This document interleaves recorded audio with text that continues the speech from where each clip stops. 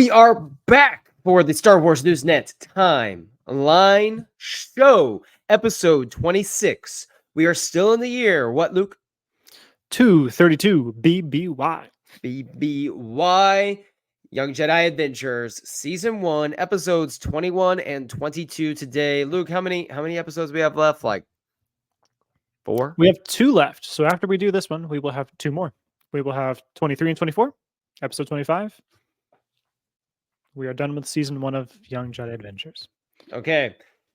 That is wonderful. So then we have our Live the Jedi podcast ready to go, and then we will get going on like Test of Courage and some things. Remind me Into the Dark. to start getting ready for that because I need to refresh my memory on Test of Courage. I just need to read it again. Like it'll take me literally 2 hours. Like I just got to sit and read. It's a short read. Like I want to do that. But we're here to talk Young Jedi Adventures, episodes 21, 22. If you are new to the Timeline Show, just know that every single Saturday, Luke and I bring to you the next canon piece of Star Wars material on the timeline. We are starting from the beginning and doing this forever because Star Wars hopefully never ends. But right now, we are going to be in the High Republic for a while. And as you can see on the timeline below, we're in the High Republic and we're going to be camped out here for a minute.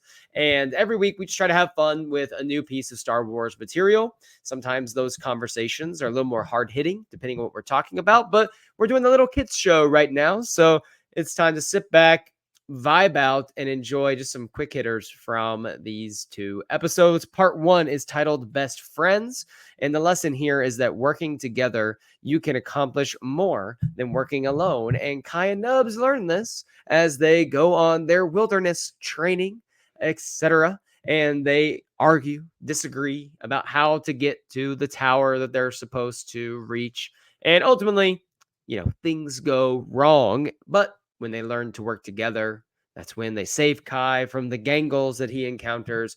They reach the finish line. Luke, how are we feeling about episode 21, part 1, Best Friends? This was a fun one.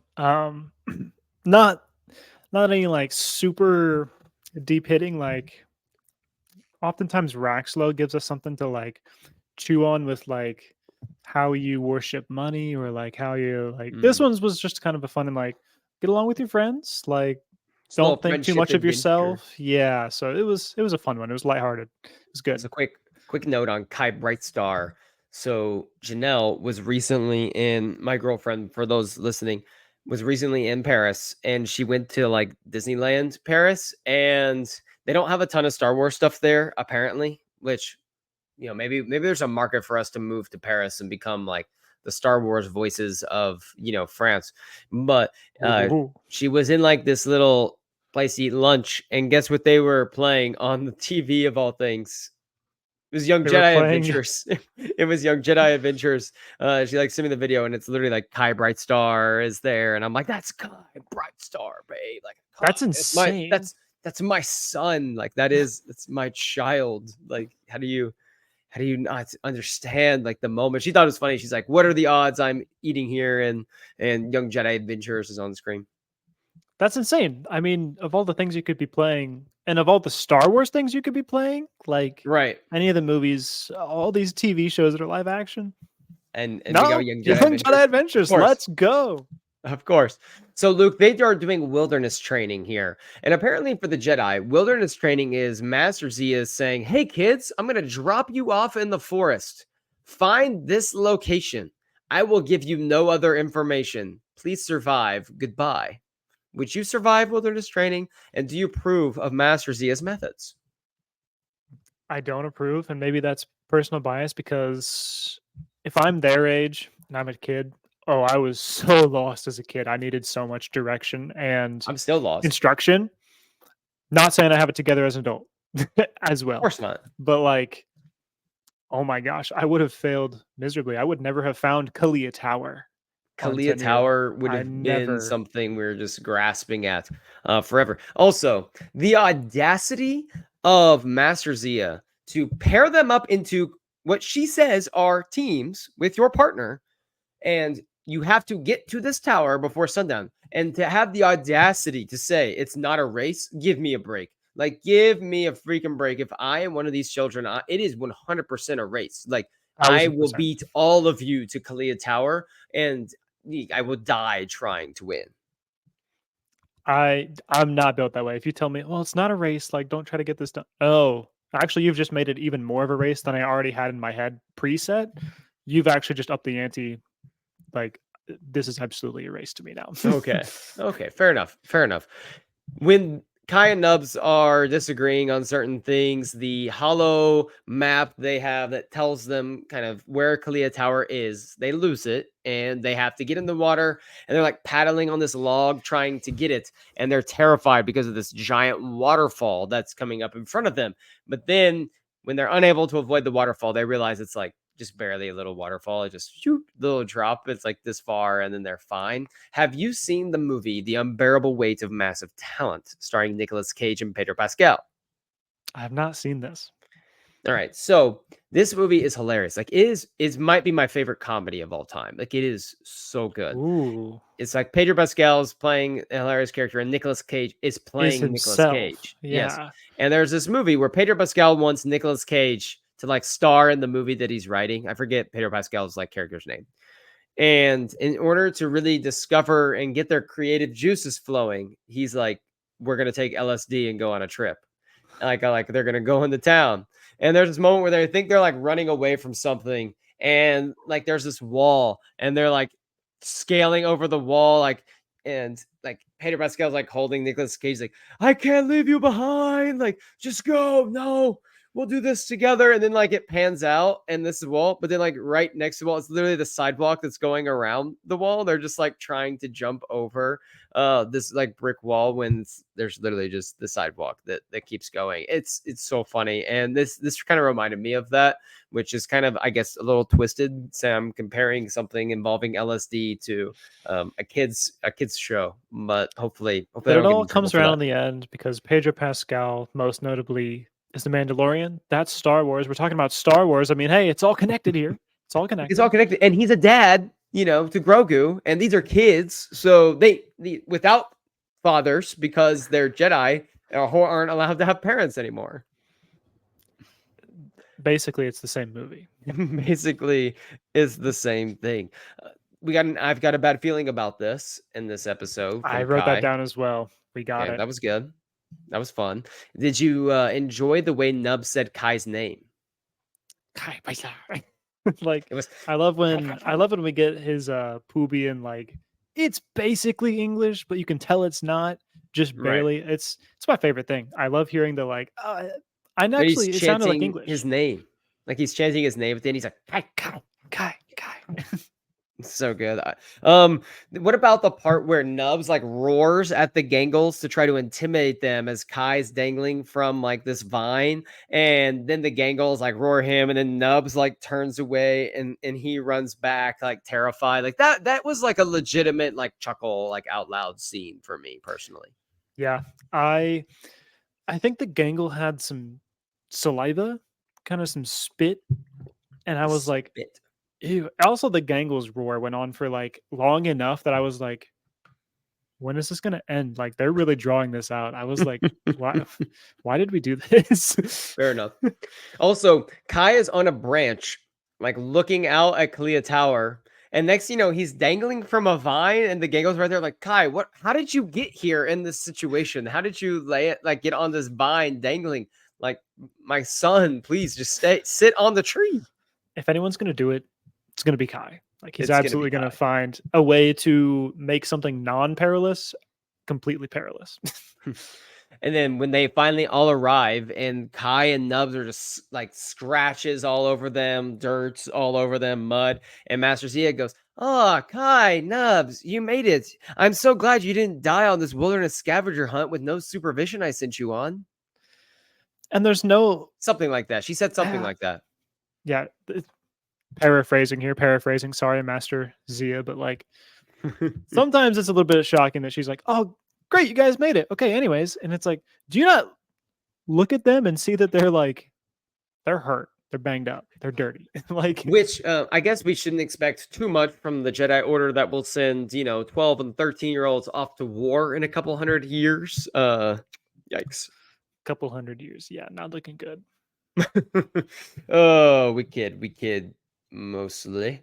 Part 2, happy trails, nubs. The lesson here is being willing to be open and share if something is wrong, because your friends and family often want to help you, and I think this is a lesson that is portrayed really well to the kids here, but it's also, I think, a lesson that's portrayed well throughout a lot of the show. There's a lot of episodes that have some of these like thematic elements to them, and we've said this before.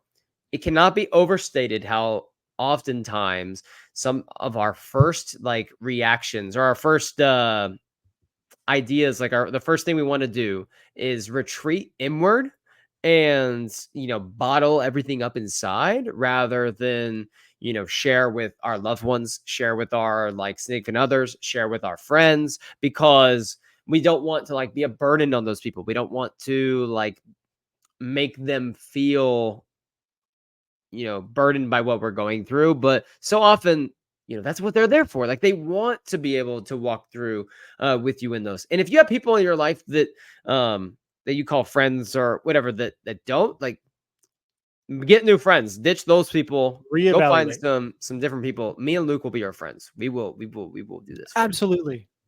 Absolutely. Also, like along this same line, I'm watching this episode just start, and there's 3 seats here on the side, and Kai, Liz, some Rhodian kid, and Some freaking Rhodian kid I'm like, with Kai, what is it? With an O sound at the end of his name. yeah. I'm like, Kai and Liz, what are you doing? Like, We're calling him Dodo. like, why you should be saving the seat. I don't know.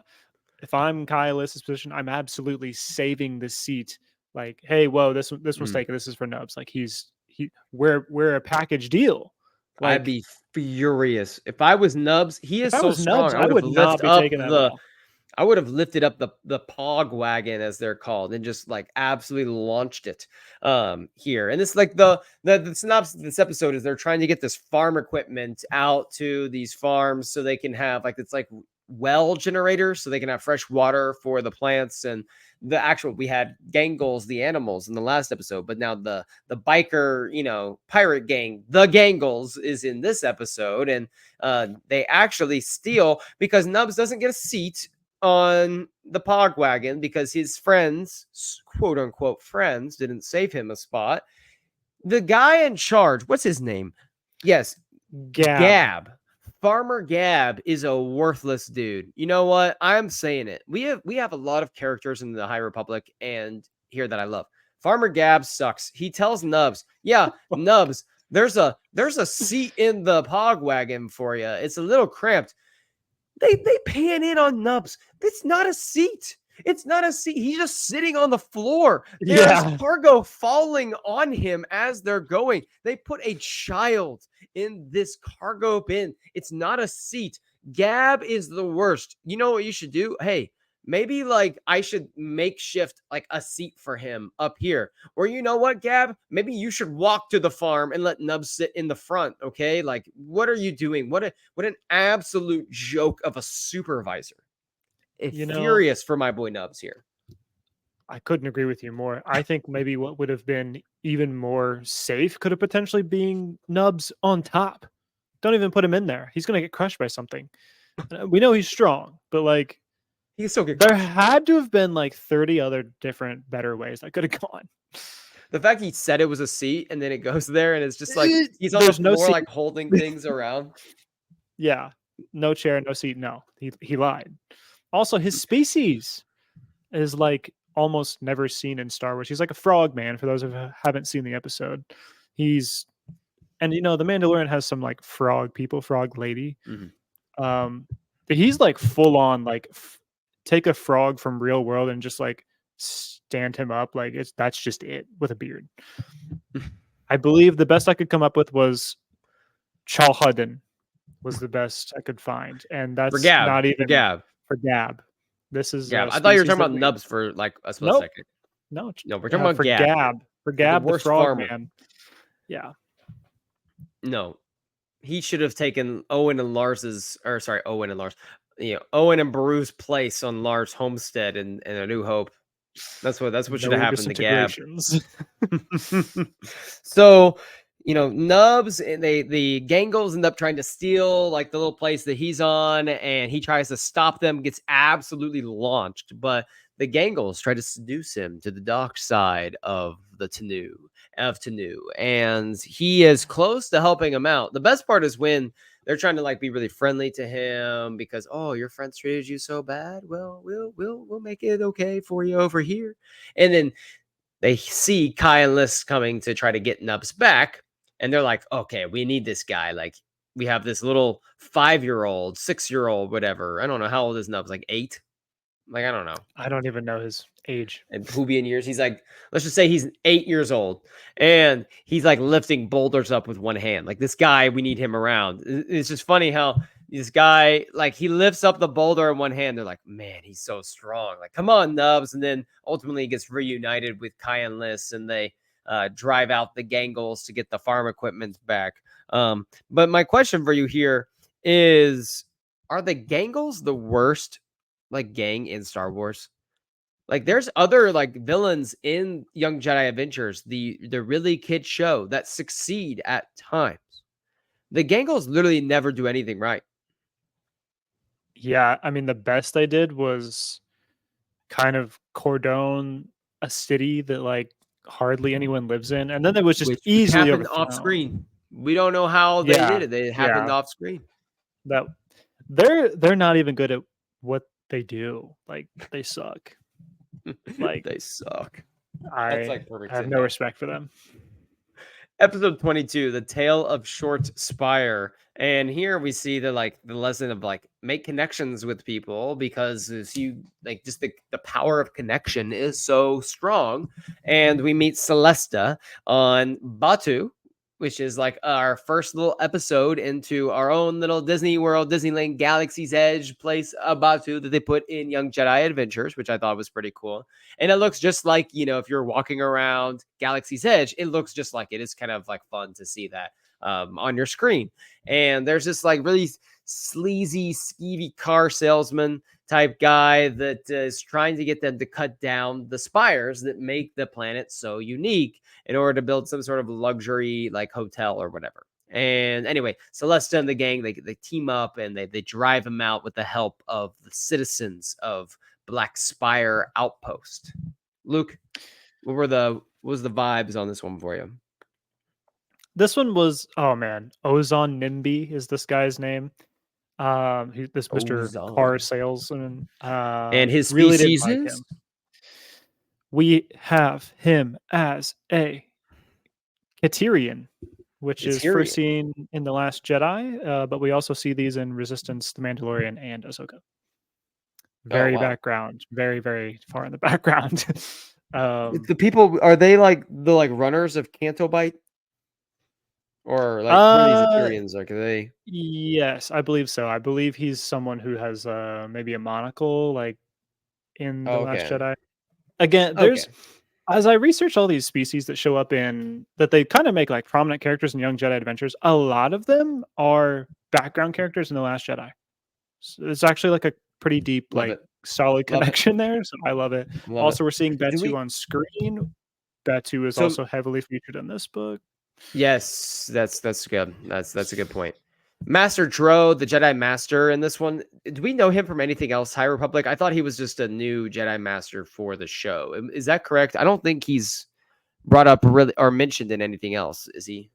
Um, Not to my knowledge. And you and I Okay. are like really deep in the High Republic. Like we've read everything that they've released. I think I think he's new. So he's pretty dang cool with his yellow Mhm. saber. Like he's awesome. So I love this Mhm. introduction of another Jedi. Yes, and we have here that I put this says how many I've been to Galaxy's Edge several times. It just now I'm gonna go there with like a different spirit. Like I'm gonna be a little bit sad when I go next time, like pretty depressed, thinking about how many great spires there could be at Batu. if it weren't for Ozon hundreds of years ago. How many spires could we have? He cut down, who knows how many before they finally stopped him. And I'm gonna go there and just be like, wow, the desecration to the natural landscape of this proud outpost is so sad. Yeah, it's his fault that there's not many more black spires. I thought that was interesting. The droids he's using to cut down these spires, I believe, they just reminded me a lot of droids that we see in Revenge of the Sith that are all over Hmm. Obi-Wan and Anakin's. The buzz Not droids, the buzz Yeah, the buzz droids. droids. They look like buzz Oh, droids to me. So buzz that kind of droids. just yeah. Oh, buzz droids, master.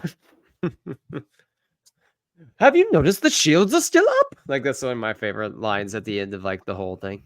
Yeah. Oh yeah, sorry. Oh, that opening is so good. So good. Quick note, I love Celesta Camille. I thought she was like a fun ad Oh for like yeah. Jedi and the High Republic. I appreciated that. There was the Black Spire near the milk stand. So like the guy that owns the milk stand was like fighting with blue milk. Like he was fighting the droids with blue milk. Like that was kind of funny. And here's the last note on this one. The Jedi are welcome at Black Spire Outpost anytime, was the note from the person. And I'm like, no, they are not. Like currently at Galaxy's Edge, they are not welcome. Okay. The stormtroopers, every time I go there, they ask me for identification and news of rebels or the Jedi. So no, they are. It's a tragic history that's about to be unfolding before our eyes here. The fall of Batu. Yeah, as much as the Batuans want to welcome the Jedi, the First Order does not. And unfortunately, when you visit Batu in real life here in maybe Orlando, Come on down. you're walking into like 34 ABY. This show, 232 BBY. There's tale of two different, times of the timeline. So that's why we're here to straighten it all out for you at the Timeline Show. Part 2, the team up. We see the return of Prince Cyrus. The return of Tabor. Whoa. And guess who else is back, Luke? The GOAT of navigation has returned. Our boy droid phenom, OG. OG. How we The feeling OG about is back. the OG of like space navigation, the OG like Pathfinder droid. OG is back aboard the Star Seeker. His ship gets captured and his cargo gets taken by none other than Tabor. But Tabor then takes it to his little pirate outpost and it gets taken by the Comet Runners, who are the best pirates in the sector. And the Jedi, Liz, Kai, Nubs, team up with Tabor, Port, and E3 to get the cargo back and help Tabor prove that he is more than just a kid. He is a great pirate. Absolutely. I loved how this one played out where the Jedi and Tabor's gang, they actually find a way to like find common ground that they can work together, all six of them. They looked unstoppable, all six of them. So I hope here maybe in season 2 we can get a change of heart from Tabor's gang and get them all six working together. I did laugh, like just seeing like the Comet Runners all lined up, and then our group all lined up, and it was like they're holding their weapons, and it's like charge, and it was just I did laugh just because it was just this is so funny, like this is good, like I love this. Yeah. There was a funny moment where oh wow, Liz, you are good. And it was E3 telling Liz, like, great job. You noticed where they were. And it's like E3, like you were so incompetent.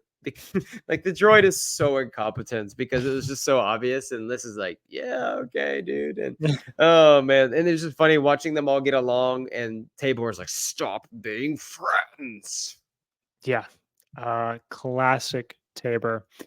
Also, it proves just like how much you have to force not being friends with someone. I think maybe that's kind of the message here. Like, it's actually really easy to just kind of talk to someone and find common ground pretty easily. Right. And like, you could, if you really want to, you can make friends decently easily. Like, you got to try to push people away for it to really work. So, right.